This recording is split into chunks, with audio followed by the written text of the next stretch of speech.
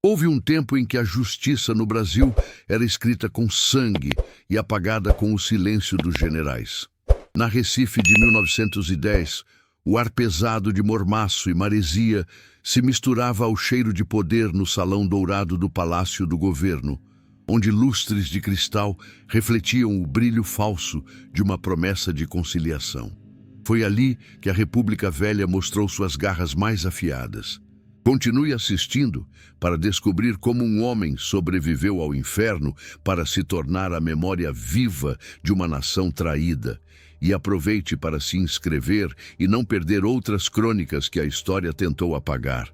Comente abaixo: o que é mais forte, a bala de um tirano ou a palavra de uma testemunha? A capital pernambucana vivia uma dualidade febril. Um palco de tensões onde a opulência dos barões do açúcar contrastava com a miséria que se espalhava pelas ruelas e mangues. O progresso era uma locomotiva barulhenta que atropelava quem estivesse nos trilhos, e a ordem era mantida por coronéis de mão de ferro e generais, cujos uniformes engomados mal escondiam a brutalidade. A política era um jogo de sussurros em salões abafados e de gritos abafados em porões escuros. Um campo de batalha onde a lei era apenas uma sugestão, facilmente rasgada pela conveniência dos poderosos que controlavam a terra, os votos e as vidas. Neste cenário de areia movediça, movia-se Matias de Alencar, um magistrado de 40 anos que ainda acreditava na força da Constituição. Ele não era um homem de armas, mas de letras, um idealista que via na justiça a única ferramenta capaz de construir um país de verdade. Sua ferida era a própria ingenuidade, a crença de que a razão poderia prevalecer sobre a força.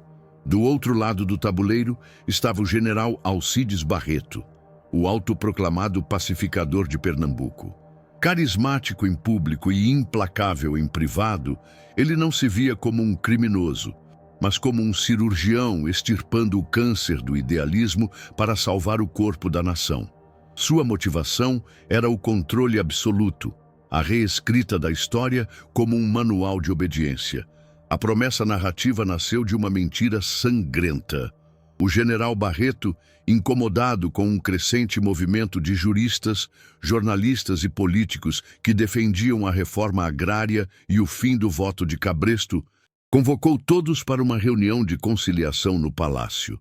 O Salão Dourado, palco de festas e decisões políticas, seria transformado em uma câmara de execução. A injustiça não seria apenas o assassinato, mas o método covarde, a armadilha disfarçada de diálogo, um símbolo da perversão completa dos ideais republicanos. A missão de Matias ainda não havia sido forjada, mas o fogo que a criaria já estava sendo aceso. Entre os homens que seriam sacrificados naquela noite estavam as mentes mais brilhantes e progressistas do Estado. O general observava de uma sacada, um charuto entre os dedos, enquanto seus soldados trancavam as imponentes portas de Jacarandá. O som da chave girando na fechadura foi o primeiro tiro, um estalo metálico que selou o destino de todos lá dentro. O que se seguiu foi uma sinfonia de horror. Os disparos ecoaram pelo salão, estilhaçando espelhos, perfurando retratos de heróis nacionais e silenciando para sempre as vozes que ousaram sonhar com um Brasil mais justo. O general Barreto não precisava de testemunhas, apenas de uma manchete que falaria de um levante anarquista contido com bravura. Em meio ao caos, à fumaça e aos gritos, Matias de Alencar foi atingido, mas não mortalmente. O corpo de um amigo caiu sobre o seu, protegendo-o de uma segunda rajada e banhando-o em um sangue que não era seu. Fingindo-se de morto, ele sentiu o cheiro de pólvora e o calor pegajoso da vida se esvaindo ao seu redor. Quando os soldados se retiraram, deixando para trás o silêncio pesado da morte, ele se arrastou por entre os corpos, um fantasma ferido escapando de sua própria tumba. Sua fuga desesperada o levou para fora da cidade, em direção à única fronteira que o poder do general ainda não havia domesticado por completo: a vastidão implacável do sertão. A consciência de Matias se desfez em um borrão de dor e poeira. Seu corpo entregue ao sol inclemente, um segredo prestes a ser sepultado para sempre pela terra seca. Ele era agora a única peça que não se encaixava na narrativa perfeita do general Barreto, uma testemunha indesejada que carregava na memória a imagem de cada rosto, cada súplica, cada execução. A morte parecia seu destino inevitável, uma questão de tempo. Mas o sertão, com sua crueldade e sua misericórdia imprevisíveis, ainda não havia dado sua última palavra. Ao abrir os olhos, ele não viu o teto dourado do palácio, mas as vigas de madeira escura de um casebre. Ele estava vivo, mas sua antiga vida estava morta. Agora, a caçada por sua memória estava prestes a começar. Deitado sobre uma esteira de palha, sentindo o cheiro de ervas medicinais e terra úmida que Luzia usava para tratar seus ferimentos, a mente de Matias de Alencar viajava para longe daquele casebre no coração do sertão. A dor física era um eco distante de uma agonia muito mais profunda, uma ferida na alma que o transportava para um tempo em que sua vida era definida não pela sobrevivência, mas pela construção de um futuro. Ele fechava os olhos e via as paredes de sua biblioteca, o cheiro de couro e papel velho, a luz suave da manhã entrando pela janela e iluminando a poeira que dançava no ar. Um santuário de paz que agora parecia pertencer a outra existência. Antes de ser um magistrado, antes mesmo de ser um alvo, ele era apenas um menino de uma família modesta, cujo maior patrimônio eram os livros herdados de um avô que acreditava que a única revolução verdadeira era a da educação. Matias cresceu ouvindo histórias sobre justiça e retidão. Ideais que pareciam tão concretos quanto as pedras das ruas de Recife.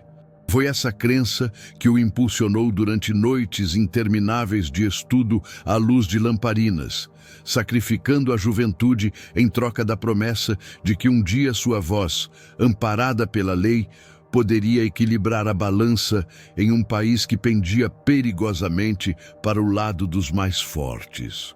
Sua vida mudou para sempre no dia em que conheceu Elisa, uma mulher cuja força não estava na voz, mas no olhar sereno que parecia compreender o mundo sem precisar julgá-lo. Casaram-se jovens, com mais sonhos do que posses, e construíram um lar em um pequeno sobrado onde o som das risadas de seus filhos, Pedro e Clara, era a única música que importava. Matias trabalhava incansavelmente, não por ambição de poder, mas para garantir que seus filhos tivessem as oportunidades que ele precisou arrancar do destino com as próprias unhas. Cada processo que julgava, cada artigo que escrevia, era um tijolo na construção de um mundo mais seguro para eles. A felicidade, contudo, é uma chama frágil. Elisa foi levada por uma febre que os médicos não souberam nomear nem curar, deixando um silêncio que nem o choro das crianças conseguia preencher. Matias se viu em um novo tipo de exílio, o da viuvez, um território desconhecido e assustador. Ele agora era pai e mãe, o porto seguro e o farol, uma dualidade para a qual nenhum livro de direito o havia preparado. A dor da perda se transformou em um novo tipo de determinação, a de honrar a memória de Elisa, sendo para seus filhos tudo o que ela teria sido, e mais. Ele se lembrava com uma clareza dolorosa do 6º aniversário de Clara. Tentou assar um bolo, seguindo uma receita rabiscada por Elisa em um caderno antigo. O resultado foi um desastre queimado e torto. Mas quando Clara viu o esforço nos olhos do pai, sujo de farinha e desespero, ela riu com uma pureza que curou um pedaço de sua alma. Naquele momento, ele prometeu a si mesmo que nunca deixaria que a ausência da mãe se transformasse em um vazio no coração deles, mesmo que isso custasse cada átomo de sua própria força. As noites eram as mais difíceis. Depois de um dia exaustivo no tribunal, ele se sentava com Pedro para ajudá-lo com as lições, a cabeça pesada de sono, mas o coração determinado a não falhar. Ele ensinou o filho a ler, a escrever, a questionar. Eram nesses momentos de quietude, sob a luz amarelada do candeeiro, que ele sentia a presença de Elisa, como se ela estivesse ali, aprovando silenciosamente seu esforço. Ele estava criando não apenas um filho, mas um homem que esperava, veria o mundo com a mesma compaixão que a mãe. Contudo, a dedicação à justiça começou a cobrar seu preço. As pilhas de processos cresciam. As ameaças veladas dos coronéis se tornavam mais frequentes, e o tempo para seus filhos encolhia. As promessas de chegar para o jantar eram quebradas com mais frequência. Os jogos de xadrez com Pedro eram adiados. As histórias para Clara na hora de dormir se tornavam mais raras. Ele se justificava dizendo que estava lutando por um futuro melhor para eles. Mas a verdade é que estava perdendo o presente. Um detalhe que só agora, no exílio, o assombrava com a força de uma condenação.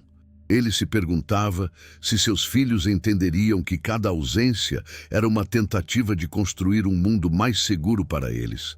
Se você pudesse voltar no tempo e dar um conselho a si mesmo, o que diria? Deixe nos comentários, pois a jornada de Matias nos força a encarar nossas próprias escolhas, os sacrifícios que fazemos em nome de um bem maior e o que perdemos no caminho. A linha entre o heroísmo e a negligência é por vezes invisível. A sua ascensão como magistrado foi celebrada nos círculos intelectuais de Recife. Era visto como um homem incorruptível, um farol de esperança em uma república de sombras. Mas quanto mais sua reputação crescia, mais perigoso seu caminho se tornava. Ele não percebia que, ao desafiar os homens que controlavam o Estado, não estava apenas arriscando sua carreira, mas também colocando em xeque o futuro seguro que tanto se esforçava para construir para Pedro e Clara. Sua integridade era, sem que ele soubesse, a arma que seus inimigos usariam contra ele. O general Alcides Barreto era o ápice desse sistema podre. Um homem que falava em ordem e progresso, mas que governava através do medo e do sangue. Matias o enfrentou nos tribunais, usando a lei como sua única espada, acreditando ingenuamente que a força da razão poderia deter a força das baionetas.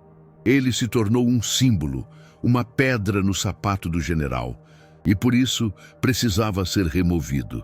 A reunião no Salão Dourado não foi apenas um expurgo político, foi um ato pessoal de aniquilação. A memória mais recente e mais torturante era a da manhã do massacre. Ele havia prometido a Clara que a levaria ao teatro no fim de semana. Havia dito a Pedro que finalmente teriam aquela partida de xadrez decisiva. Deu um beijo na testa de cada um antes de sair, sentindo o calor de seus filhos, a vida que ele havia jurado proteger. Ele não sabia que aquele seria o último momento de normalidade. A última vez que sentiria o chão firme de seu lar sob os pés. A transição daquela memória calorosa para a imagem fria do Salão Dourado era um abismo em sua mente. O som das portas se fechando, o clique metálico da fechadura, o sorriso satisfeito do general na sacada, e então o primeiro disparo. Tudo o que ele construiu, cada sacrifício, cada noite em claro, cada promessa feita a Elisa, tudo parecia ter se desfeito naquele instante de violência e traição. Ele não caiu apenas como um homem ferido, mas como um pai que havia falhado em sua missão mais sagrada. O contraste entre a vida que ele tinha e a sobrevivência que agora enfrentava era brutal. A cama macia fora trocada pela esteira de palha. O teto ornamentado de sua casa pelo telhado de barro do casebre de Luzia, as risadas de seus filhos, pelo silêncio opressor do sertão. A traição do general não havia roubado apenas seus amigos e sua carreira, havia arrancado a própria estrutura de sua identidade, deixando para trás um homem assombrado por tudo o que amou e perdeu. Ele lembrava das pequenas coisas com uma intensidade insuportável. O cheiro do café que preparava de manhã, o peso da mão de Pedro em seu ombro, o jeito como Clara franzia o nariz quando estava concentrada em um desenho. Eram fragmentos de uma vida que agora parecia um sonho distante, um paraíso perdido para sempre. Cada esforço não reconhecido, cada sacrifício silencioso, agora gritava em sua mente como uma acusação. Ele lutou pelo país e, em troca, o país tentou apagá-lo. A dor de sua ferida física o trazia de volta à realidade por instantes. Ele sentia o suor frio em sua testa, a respiração difícil. Luzia estava ao seu lado, trocando os curativos com uma delicadeza que contrastava com a dureza de suas mãos calejadas. Naquele rosto jovem e marcado pelo sofrimento, ele via a resiliência de um povo que sempre soube lutar, um povo para o qual ele havia dedicado sua vida e que agora, ironicamente, era sua única chance de continuar vivendo. Ele se agarrava à imagem de seus filhos. Estariam seguros? O que teriam dito a eles? Que o pai era um traidor, um anarquista morto em um levante? A ideia o envenenava mais do que qualquer infecção em seu corpo. A narrativa do general era uma mentira que não apenas matava os mortos uma segunda vez, mas também condenava suas famílias a uma vergonha imerecida. A injustiça era uma ferida aberta, sangrando sobre o tecido da nação. A retrospectiva de seu passado não era apenas um exercício de nostalgia, era a fonte de sua nova missão. Ele havia perdido tudo, exceto a memória. E era essa memória, forjada no amor por sua família e no compromisso com a justiça, que se tornaria sua arma. Ele não podia mais proteger seus filhos com sua presença, mas talvez pudesse lhes dar um futuro onde a verdade tivesse valor, mesmo que para isso precisasse escrever essa verdade com as últimas gotas de sua própria vida. O delírio febril se misturava às lembranças, e por um momento ele viu o rosto de Elisa ao lado do de Luzia. Ela não dizia nada, apenas o olhava com a mesma serenidade de sempre, um olhar que não era de pena, mas de expectativa. A promessa que ele fizera em seu leito de morte, de proteger as crianças, agora assumia uma nova forma. A proteção não seria mais um abraço, mas uma crônica. A história que ele precisava contar não era sobre vingança, mas sobre legado. E ele sabia, com uma certeza que cortava a névoa da febre, que seus filhos precisavam saber quem seu pai realmente era. Não importava o custo. A traição que selaria o destino de Matias de Alencar não veio com o estrondo de um tiro ou o grito de um general, mas com a sutileza de um veneno lento, administrado em doses diárias de indiferença dentro das paredes de seu próprio lar. A paz que ele imaginou encontrar na velhice, cercado por seus filhos Pedro e Clara, começou a se desfazer com a chegada de novos membros à família. Peças que não se encaixavam na tapeçaria de memórias e sacrifícios que ele havia tecido com tanto esmero e dor ao longo dos anos. A mudança começou com a chegada de Sílvia, esposa de Pedro, uma mulher de sorriso polido e ambições práticas que via o passado como um fardo e as histórias do sogro como a poeira de um tempo que deveria ser esquecido. Logo depois veio Ricardo, marido de Clara, um homem de negócios que media o valor de tudo em cifras e via o velho magistrado não como um herói, mas como uma despesa, um obstáculo para a modernização da casa e da vida que ele planejava meticulosamente para sua nova família. Os almoços de domingo, antes um ritual sagrado de risadas e lembranças, foram as primeiras vítimas. As conversas, antes centradas nas crônicas de Matias sobre a República Velha, agora giravam em torno de investimentos, viagens e planos dos quais ele não fazia parte. Ele se tornou uma figura silenciosa na cabeceira da mesa, um retrato vivo que os outros se esforçavam para ignorar. Suas tentativas de participar do diálogo sendo recebidas com acenos de cabeça impacientes ou, pior, com o silêncio cortante de quem não se importa. O primeiro golpe direto veio no seu 80º aniversário. A grande festa que Clara havia prometido foi substituída por uma desculpa apressada sobre uma viagem de negócios inadiável de Ricardo. Em vez de uma casa cheia, Matias celebrou a data com um pedaço de bolo entregue por uma empregada. O silêncio da sala de jantar amplificando a ausência de seus filhos. Naquela noite, ele compreendeu que sua importância havia se tornado condicional, um item negociável na agenda dos mais jovens. Os netos, Arthur e Beatriz, que antes corriam para seus braços em busca de histórias de cangaceiros e coronéis, agora o visitavam com uma hesitação ensaiada. Seus pais os instruíam a não cansar o vovô, a não mexer em seus papéis, a não fazer muito barulho. O afeto espontâneo foi substituído por uma reverência protocolar, e Matias via nos olhos das crianças o reflexo da impaciência de seus próprios filhos, um veneno que já contaminava a próxima geração. A cadeira vazia à mesa de jantar se tornou um símbolo recorrente, mesmo quando ele estava sentado nela. Matias começou a se sentir invisível, uma presença tolerada, mas não desejada. Suas opiniões sobre política eram descartadas como delírios de um velho, suas preocupações com o rumo do país, como o eco de um mundo que não existia mais.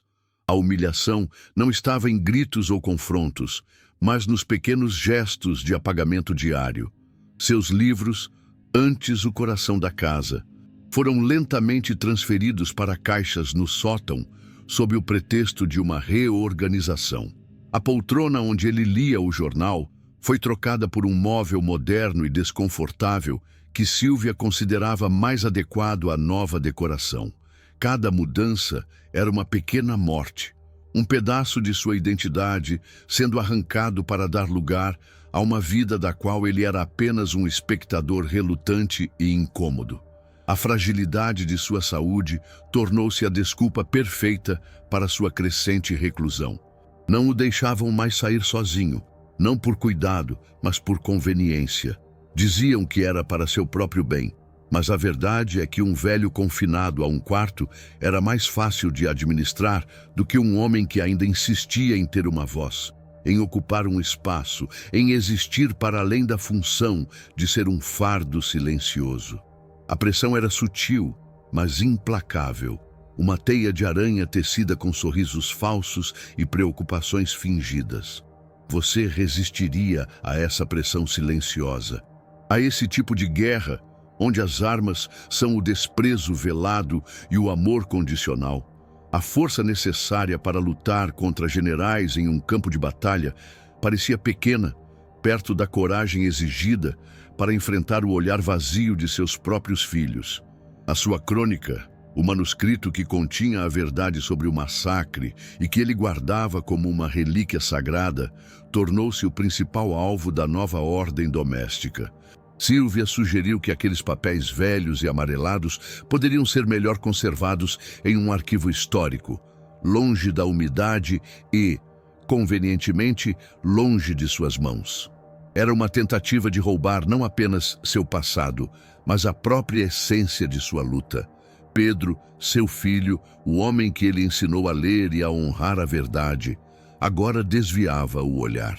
Matias via em seus olhos a batalha perdida entre a lealdade filial e a pressão constante da esposa. Ele não o defendia mais, apenas pedia paciência, uma palavra que soava como um pedido de rendição. O silêncio de Pedro era a traição mais dolorosa, a adaga que penetrava mais fundo em seu coração. Clara, por sua vez, havia se tornado a porta-voz da lógica fria de Ricardo. Em uma conversa que Matias ouviu por acaso, ela falava sobre os custos de mantê-lo em casa, sobre o espaço que seu quarto ocupava, sobre as dificuldades de adaptar a rotina da família às necessidades de um idoso. Cada palavra era um prego sendo martelado em seu caixão simbólico. A confirmação de que ele não era mais pai, mas um problema a ser resolvido. Aquele momento foi o ponto de virada. O som da voz de sua filha, despida de qualquer afeto, falando dele como se fosse um objeto, quebrou a última barreira de negação que ele havia construído. Ele não era mais o magistrado exilado, o sobrevivente de um massacre. Ele era apenas um velho, um peso morto na vida das pessoas que ele mais amava no mundo. O inimigo não estava mais do lado de fora.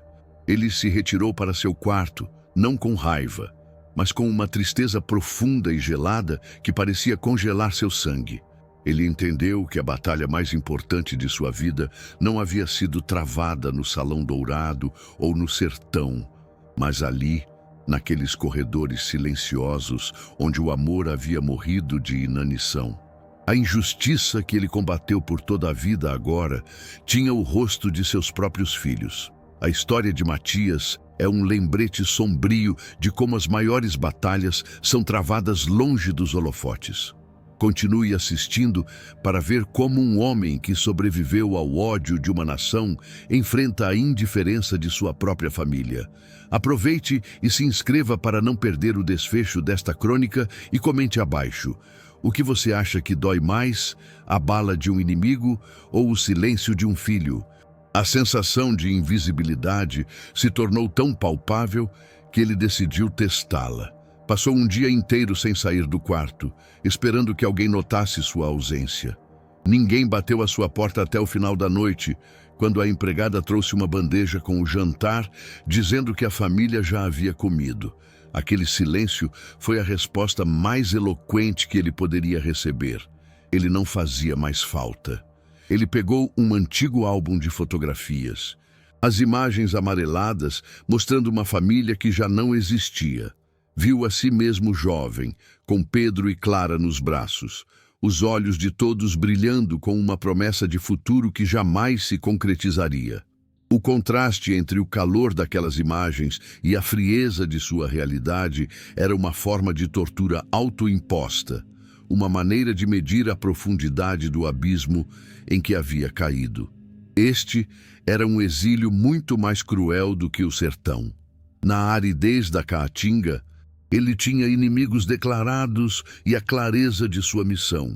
Ali, em sua própria casa, os inimigos sorriam para ele, chamavam-no de pai, e sua missão havia se tornado obscura. Lutar pelo quê? Quando aqueles por quem ele lutou o queriam apagado, silenciado, morto em vida. Da janela de seu quarto, ele observou a família reunida no jardim. Pedro, Clara, seus cônjuges e os netos riam de algo que ele não podia ouvir. Pareciam completos. Um círculo fechado de felicidade do qual ele havia sido permanentemente excluído.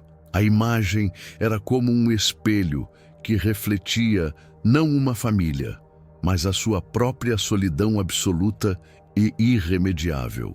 Com um suspiro que carregava o peso de uma vida inteira, Matias de Alencar se virou da janela e caminhou lentamente até a velha escrivaninha. Seus olhos caíram sobre o maço de papéis de sua crônica. Por muito tempo, ele os viu como um testamento. Mas agora, ao sentir a textura frágil do papel sob seus dedos trêmulos, uma nova chama se acendeu em seu olhar. A história ainda não havia terminado. Ele não era um fardo, era uma testemunha. E sua última palavra ainda não havia sido dita. Naquela noite, a solidão do quarto não era mais um peso, mas um santuário. Matias de Alencar, com uma lentidão que desmentia a urgência que sentia em suas veias, levantou-se e caminhou até a estante de livros. Seus dedos, finos e manchados pela idade, não procuravam um volume de direito ou poesia, mas uma edição específica de Os Sertões, de Euclides da Cunha, um livro que não abria há mais de 50 anos. Atrás da fileira de clássicos, em um compartimento secreto que nem mesmo Elisa conhecera em vida, ele inseriu uma pequena chave de latão que usava no pescoço, escondida sob a camisa. O clique suave da fechadura foi, para ele, o som do recomeço da guerra. Ele retirou de lá não um maço de dinheiro ou joias, mas uma pasta de couro puído, ressecada pelo tempo com as iniciais M, A, gravadas em ouro desbotado.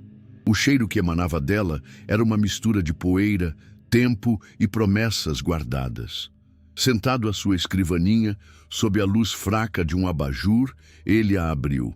Dentro não havia apenas o manuscrito de sua crônica, mas outros documentos que seus filhos, em sua pressa para catalogar o pai como um fardo, jamais imaginaram que pudessem existir. Títulos de propriedade, mapas topográficos antigos e um extrato bancário de uma conta esquecida em um banco suíço, aberta nos anos 30. Aquele segredo não era um plano de vingança, mas um ato de amor e previdência.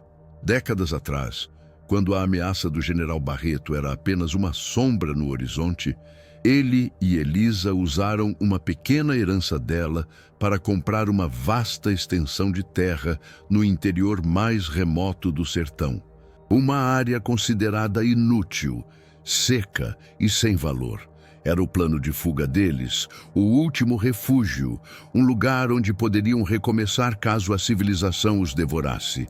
A promessa que ele fez a ela, antes de sua morte, foi a de nunca usar aquele recurso, a menos que a segurança de seus filhos estivesse verdadeiramente em jogo. Ele manteve a promessa mesmo depois do massacre, mesmo durante o exílio, pois acreditava que a verdadeira herança que deveria deixar a Pedro e Clara não era a terra, mas o exemplo de integridade. Contudo, ao observar a indiferença e a ganância sutil que haviam consumido seus filhos, ele percebeu que a segurança deles estava, de fato, em risco, mas não por ameaças externas. O perigo era a pobreza de seus próprios espíritos, a falência de seus caracteres. Eles haviam se tornado exatamente o tipo de pessoa contra a qual ele lutara a vida inteira. Seus filhos o subestimaram de forma colossal. Eles viam um velho frágil, perdido em memórias de um passado irrelevante. Não conseguiam conceber que o mesmo homem que enfrentou generais e sobreviveu ao sertão pudesse ter a astúcia para planejar o futuro com décadas de antecedência. A sabedoria dele, para eles, era apenas senilidade. Confundiram sua paciência com fraqueza, seu silêncio com resignação. Não perceberam que o magistrado dentro dele nunca havia morrido. Apenas observava, coletava evidências e esperava o momento certo para proferir sua sentença. A terra inútil que ele e Elisa compraram por uma ninharia, um valor que hoje seria equivalente a alguns poucos milhares de reais, havia sofrido uma transformação geológica silenciosa. Décadas de estudos que ele acompanhou à distância, através de correspondências com um velho amigo geólogo, confirmaram a existência de um dos maiores aquíferos subterrâneos da região, exatamente sob sua propriedade. A terra seca e esquecida valia agora, segundo a última avaliação que ele solicitara discretamente, mais de 30 milhões de reais. Foi um golpe de sorte, uma ironia do destino, mas a forma como ele usaria essa sorte seria um ato de pura estratégia. Ele não precisava daquele dinheiro para si, sua vida estava no fim. Mas ele precisava daquele poder para executar seu último ato de justiça. Aquele patrimônio não seria uma herança para recompensar a negligência, mas uma ferramenta para expor a verdade. Não apenas a verdade do massacre, mas a verdade sobre a natureza de seus próprios filhos. Ele observou a pasta de couro sobre a mesa. Era mais do que uma fortuna. Era a prova de que o amor de Elisa continuava a protegê-lo, mesmo do outro lado da vida. Era a materialização de sua prudência, de sua visão de mundo que sempre enxergou além do imediato. Enquanto Pedro e Ricardo se preocupavam com as flutuações da Bolsa de Valores, Matias possuía um poder real, enraizado na terra, na água, na própria essência do país que ele tanto amou. Com as mãos firmes, ele pegou o telefone ao lado da cama, um aparelho que raramente usava. Discou um número de memória, uma sequência de dígitos que não repetia em voz alta há mais de 10 anos. Do outro lado da linha, uma voz sonolenta e familiar atendeu. Era a voz de Armando, o filho de seu mais antigo e leal colega de magistratura, agora um dos advogados mais respeitados do país. Matias não levantou a voz. Falou com a calma e a precisão de um juiz, ditando uma ordem irrevogável. Ele não pediu ajuda, não se lamentou. Ele deu instruções. Falou sobre a pasta, sobre os documentos, sobre a conta na Suíça e sobre a propriedade. Explicou seu plano, cada passo, cada cláusula, cada consequência legal, com uma lucidez que assustaria seus filhos se pudessem ouvi-lo. A conversa foi breve, mas densa. Ao desligar, Matias não sentia mais o peso da tristeza ou da solidão. Sentia uma clareza gelada, a mesma que o invadia antes de um julgamento importante. Ele havia passado a vida inteira lutando contra a injustiça em grande escala, nos palácios e tribunais.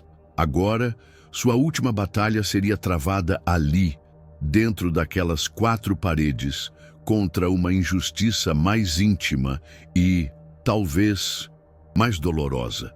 A moralidade da situação havia se invertido completamente.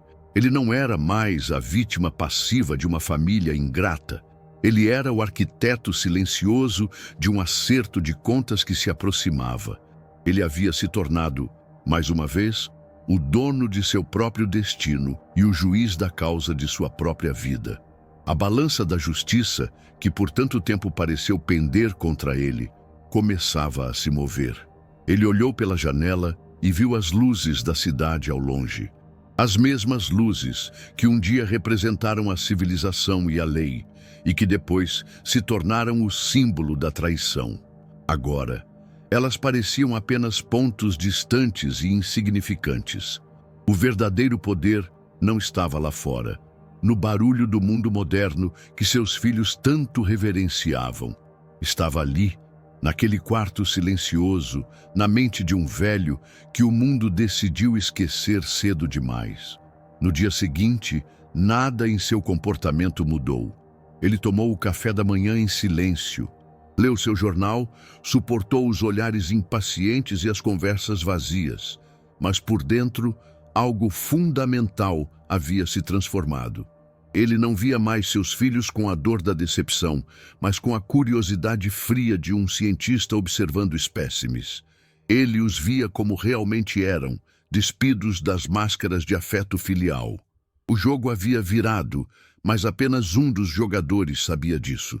Pedro reclamou de uma conta alta. Silvia falou sobre a necessidade de reformar a cozinha. Clara mencionou as mensalidades da escola dos filhos.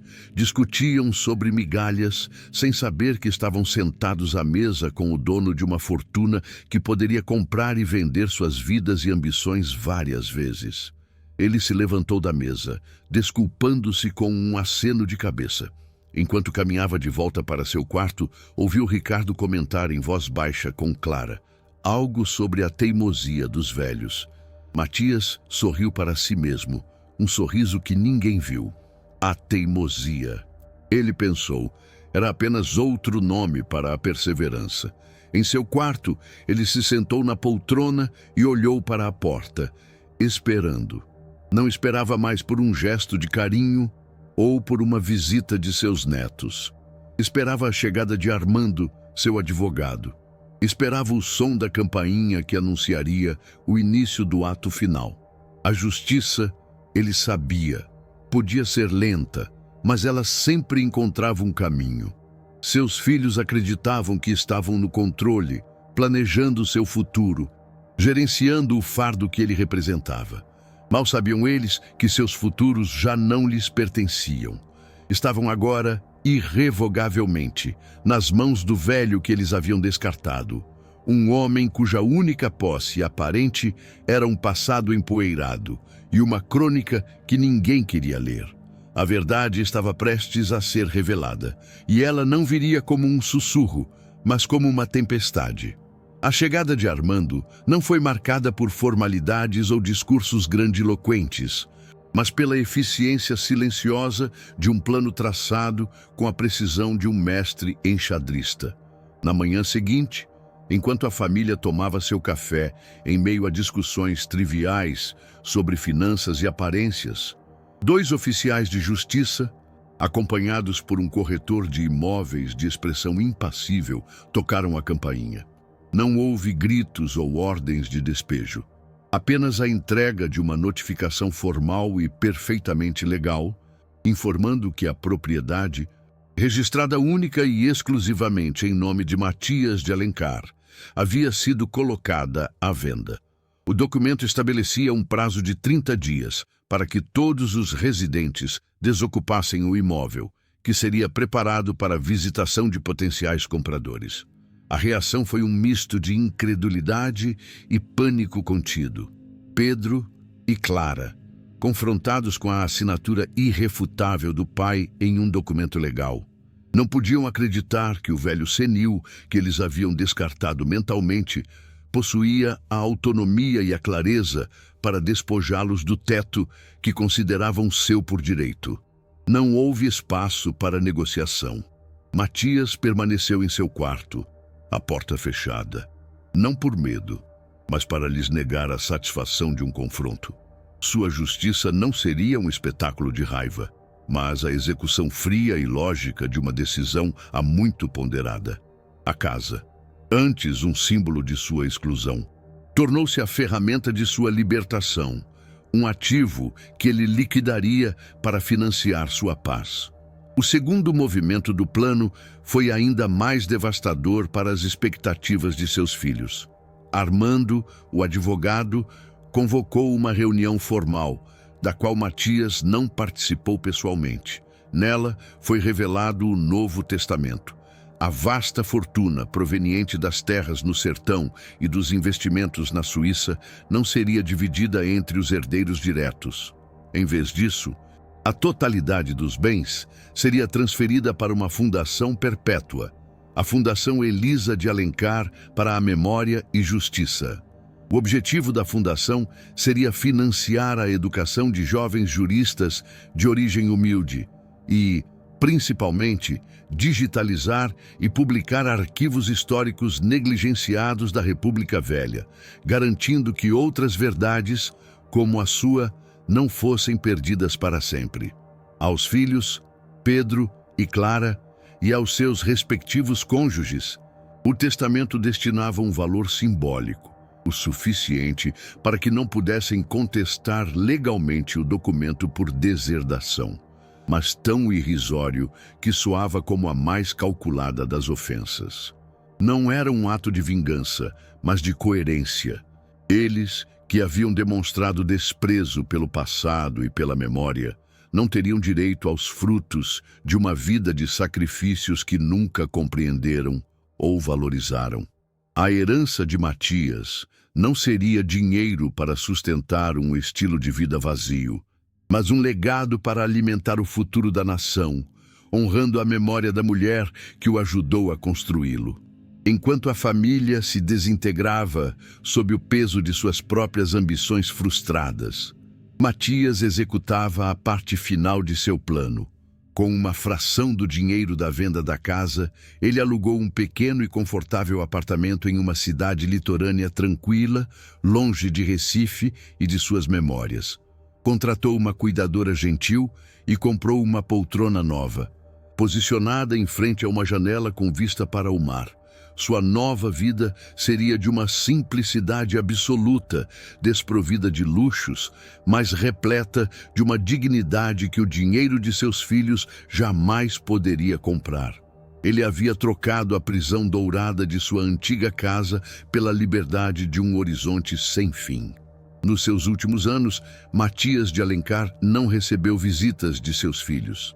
A comunicação se resumiu a cartas frias de advogados, mas ele não estava sozinho.